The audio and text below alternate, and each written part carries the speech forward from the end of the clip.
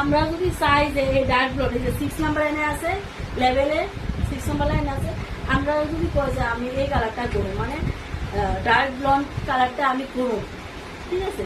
তাহলে আমরা কিটা করতে হইব, প্রথমে আমরা 5 নাম্বার নিতে হইব। 5 নাম্বার আন্ডারটোনে আমরা হেয়ারটা নিতে হইব। কিটা করতে হইব? তাহলে নিতে গেলে স্টিল লাইটিং করতে হইব। স্টিল লাইটিংটা আমরা যদি কেউ হাইলাইট করে আর চুলের যে মনে করো ডেন্সিটি আছে এটা চেক করে তারপরে আমরা ডেভেলপার চুজ করি যে 30 কিলোমিটার করুন নাকি 20 কিলোমিটার করুন।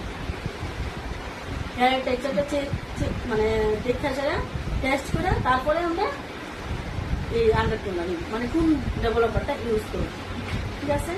এবার হাইলাইটের ক্ষেত্রে বেশিরভাগই 30 মিলিয়ন ইউজ হয়।